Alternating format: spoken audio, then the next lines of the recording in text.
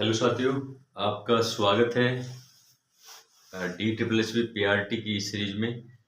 अब हम इन वीडियोज में डी ट्रिपल एस जो पी आर टी का एग्जाम हुआ है उसमें जो प्रीवियस ईयर क्वेश्चन मैथमेटिक्स के आए हैं, मेंटल मैथमेटिकल एप्टीट्यूड की जो क्वेश्चंस आए हैं उनको डिस्कस कर रहे हैं। ठीक है, तो इससे पहले दो पार्ट हमने कर लिए जिसमें हम तीन तीन चार चार क्वेश्चन लिए हमने। तो अब हम डिस्कस करेंगे नेक्स्ट क्वेश्चंस के बारे में कि भाई आगे उसमें कैसे कैसे क्वेश्चन आए थे, उनका सॉल्यूशन हम देखेंगे इस वीडियो में। ठीक है, ठीक है। अब 8th क्वेश्चन देखते हैं। 1240 रुपए के मूलधन पर 2 वर्षों के लिए 10% वार्षिक ब्याज से साधारण ब्याज क्या होगा। ठीक है, तो इसके लिए हम ट्री मेथड से इसको देखेंगे हम। ठीक है, कितना है, 1240 रुपए है और दर कितनी है, 10%। 10% का मतलब है 1/10। तो यहाँ हम 1/10 लेंगे और यहाँ भी 1/10 लेंगे। जब इसका 1/10 निकालेंगे हम तो ये कितना हो जाएगा, इससे ये कट जाएगा तो 124 रुपये और इससे ये कट जाएगा तो 124 रुपये। ये क्या आ गया हमारा, ये आ गया हमारा सिंपल इंटरेस्ट जिसको हम एसआई बोलते हैं। इन दोनों को ये फर्स्ट ईयर का होता है, इधर इधर होता है सेकंड ईयर का, और उसने पूछा है 2 साल का। तो ये कितना हो जाएगा अगर हम इनको जोड़ेंगे, 4 4 8 2 2 4 1 और 1 2, तो कितना 248 रुपये हो जाएगा। ठीक है, ये तो है हमारा शॉर्ट मेथड, थोड़ा जल्दी करने का। ठीक है, इन केस आपको ये मेथड याद ना रहे तो उस केस में हम क्या करेंगे, हम ट्रेडिशनल मेथड की तरफ चलते हैं। ठीक है, जो बेसिक है, जो आपने 8वीं 9वीं में 8वीं क्लास में आपने जो पढ़ा होगा हम उस वाले को फॉर्मूले से करते हैं। तो सिंपल इंटरेस्ट बराबर क्या होता है, पी आर टी बटे 100। देखिए, पी आर टी बटे 100, P for principal, R for rate, T for time upon 100। ठीक है, तो सिंपल इंटरेस्ट, तो इसमें प्रिंसिपल कितना है, मूलधन कितना है 1240 रुपए, रेट कितना है 10%, टी फॉर टाइम, टाइम कितना है 2 साल, तो वैल्यू यहाँ रखी अपॉन 100। ठीक है, 10 से ये 10 बार कट जाएगा, 1 0 से 1 0। ठीक है, अब इसको इसकी मल्टीप्लाई करेंगे, 124 दूनी कितना हो जाएगा 248 रुपए। ठीक है, जो हमारा ऐसा ही आया। ठीक है, अगर आपको शॉर्ट फॉर्म याद नहीं हो पा रही है, शॉर्ट करने का तरीका लेट आ रहा है, आपका एग्जाम नजदीक है, तो आप क्या कर सकते हैं, आप ट्रेडिशनल मेथड भी फॉर्मूला, हर एक फॉर्मूला आपके याद होना चाहिए। ठीक है, अगर सपोज करो आपके पास एग्जामिनेशन हॉल में पर्याप्त टाइम बच गया लेकिन आपकी वो कॉन्सेप्ट याद नहीं रही कि शॉर्ट मेथड से कैसे क्वेश्चन को सोल्व करते हैं, तो आप उसका ट्रेडिशनल मेथड भी अगर अपनाओगे ना, उससे भी आप उस क्वेश्चन को हल कर पाओगे। ठीक है, अब जैसे सूत्र याद रखो, फॉर्मूले की एक छोटी सी बुकलेट बना लो या उसको उस पर लिख लो, उनका रिवीजन करो, उससे क्या होगा, आप एक्यूरेसी आपकी बन पाएगी। ठीक है, चलिए क्वेश्चन 9 देखते हैं। 3 संख्याओं का अनुपात 2:3:5 है, यदि उनका गुणनफल 810 है तो तीनों संख्याओं का योग क्या होगा। ठीक है, अब सपोज कीजिए वो संख्या किस किस अनुपात में है, 2:3:5, ये अभी अनुपात में है। अगर मैं इनको संख्या में कन्वर्ट करूं तो मुझे किसी नंबर से गुना करनी पड़ेगी, इसमें सेम नंबर से, इससे भी इससे भी इससे भी, तभी वो नंबर निकल के आएगा। ठीक है, सपोज कीजिए मैंने वो नंबर x माना। ठीक है, जैसे मैं x मानता हूं तो ये अब अनुपात नहीं रहा।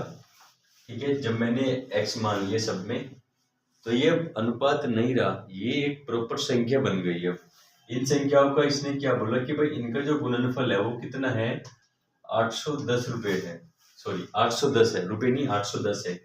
अब इसको हल कैसे करेंगे, ये कितना हो गया, 5 से इसको काट लो, 5 से कितनी बार कटेगा, 5 एकम 5 3 1 5 30 1 0 सॉरी 5 दूनी 10। ठीक है, अब इसको 2 से कट करेंगे, 2 से 8 1 3 से कट करेंगे, 3 से 27। ठीक है, अब देखिए 1x की पावर यहाँ पे, 1 यहाँ पे, 1 यहाँ पे। आपने सुना होगा, देखा होगा कि गुणा में घात क्या होती है, जुड़ जाती है। आधार समान है तो गुणा में घात जुड़ जाएगी, बराबर 27। 27 बचे उधर, तो x की घात कितनी हो जाएगी, 3 बराबर 27। अब 27 को हम कैसे लिख सकते हैं, 3 की घात 3।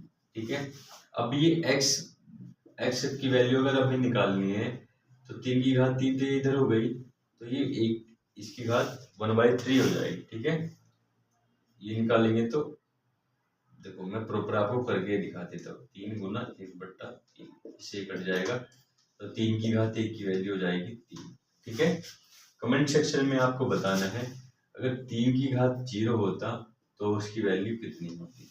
ठीक है, ये आपको बताना है उसमें।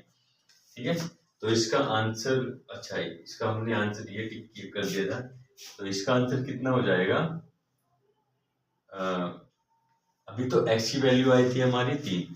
अब ये पूछ रहे कि भाई तीनों संख्याओं का योगफल कितना हो जाएगा। अब तीनों संख्या कितनी है भाई, 2x तो ये रही, 2x और 3x 5x और 5x मीन्स 10x। तो 10x की वैल्यू कितनी हो जाएगी, 10x 10 × 3 तो कितनी हो जाएगी, 30। ठीक है, अब क्वेश्चन 10 देखते हैं। यदि किसी संख्या का, कोई संख्या है, सपोज कीजिए x है, a b c कुछ भी मान लीजिए, कोई नंबर हमने n माना, किसी संख्या का मतलब होता है गुना, 1/3 का फिर से गुना 1/5 बराबर कितना है, 8। तो संख्या का 1/5 ज्ञात करना। देखो ये क्वेश्चन यहीं पे सोल्व हो जाएगा। संख्या का 1/5, भाई n का 1/5 ये है इधर। ठीक है, तो ये 1/3 है ना, तो इसको हम ऐसे भी तो लिख सकते हैं भाई, n/5, ये 5 इसके बट्टे में ले आया, बराबर 8 इधर रखा, और ये क्रॉस मल्टीप्लाई में 8 3 चला गया ऊपर, तो n/5 की वैल्यू कितनी हो जाएगी, 24। ठीक है, अगर आपकी समझ में नहीं आया तो मैं आपको एक बार और अच्छे से बता देता हूं। ठीक है, किसी संख्या का 1/3, सपोज कीजिए वो संख्या n है, गुना उसका 1/3 का 1/5 बराबर कितना है, 8। तो सबसे पहले वो नंबर निकालते हैं, n/3 पर जी 15 बराबर 8। तो अब देखिए, अपने क्रॉस मल्टीप्लिकेशन एक वो मैथ सुना होगा कि इस वाले की गुना इधर और इस वाले की गुना इधर। इसका मतलब क्या हो गया कि n बराबर हो जाएगा 8 गुना 15, 15 × 120, तो n की वैल्यू हो गई 120। अब तो संख्या का 1/5 निकालना है, तो n का 1/5 जब निकालेंगे हम संख्या का, तो कितना आ जाएगा, 24। ठीक है, इसमें इसलिए दूसरी बार बताया क्योंकि आपको अगर थोड़ा यहाँ पे कंफ्यूजन हो तो कि मल्टीप्लाई कैसे करें, बराबर की इधर बटे की संख्या को कैसे भेजे, तो वो ऐसे क्रॉस मल्टीप्लिकेशन बोलते हैं इसको। ठीक है, तो ये इसका ऑप्शन सी सही हो जाएगा। ठीक है, अब यूनिट डिजिट का क्वेश्चन है, 57 की घात 98 गुना 35 की घात 25 गुना 33 की घात 96 में इकाई स्थान पर कौन सा अंक होगा। ठीक है, चलो इसको देखते हैं। देखिए, अब 7 की घात 1 कीजिए, कितना 7, 2 कीजिए तो इकाई का अंक कितना हो जाएगा, 9। अगर 7 की घात हम 3 करते हैं तो इकाई अंक कितना हो जाएगा,